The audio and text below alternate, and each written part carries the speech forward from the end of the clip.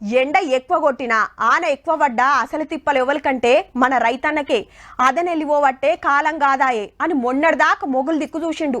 అయ్యో ఆన లాగితే బాగుండే అని ఇప్పుడు దేవునికి పబ్బతి పడతాండు. కాలం తక్కువైనా ఎక్కువైనా అందరికంటే ఎక్కువ నష్టం వ్యవసాయం చేసేటోళ్ళకే. చూడరు ఓ పారి రైతుల గోస ఎట్లున్నదో. పొలాలు చెరువులైనాయి, వరి చేనులు ఒరిగినాయి, పత్తి పంట పనికి రాకుంటైంది, మక్క చేనులు ముక్కలైనాయి. అన్ని ఏరియాల సక్కదనాల పంటల్లో ఉసుక మెట్టబెట్టింది. వాగులు బొంగి కట్టలు తెగి చెర్లు మత్తడి దుంకే వరకు ఎంత తెర్లు కావాలనో గంత తెర్లు అయినాయి. అదనుక ఆనలందలేక ఆలస్యంగా పంటలేస్తే ఇప్పుడు ఇయ్యరమయ్యర దంచ వరకు రైతన్న నెత్తికి చేతులు పెట్టే పరిస్థితి అయింది.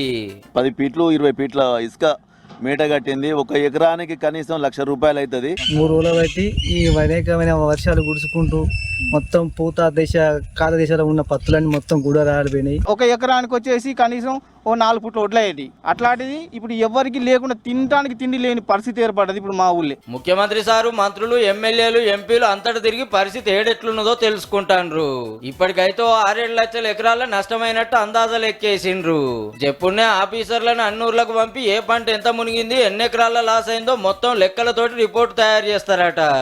ఉన్న పొలాలు మొత్తం కొట్టుకుపోయింది. ఒక్కొక్క రైతులకు ట్రాక్టర్ ఖర్చు అయినా, కూలీ ఖర్చు అయినా, మొత్తం మందు బస అయినా 27 నుంచి 28 రూపాయలు దాకా ఖర్చు వస్తుంది రైతుకి. ఇప్పుడు పత్తులు పొలాలు మొత్తం వాటి మీద నుంచి వరద పోవడం వల్ల రైతులకు భారీ నష్టం జరుగుతూ ఉన్నది. 1 ఎకరానికి ఇప్పుడు తేటంగా చేయాలంటే మన 50,000, మళ్ళీ పంట వేసుకునే ఛాన్స్ మాకు లేదు.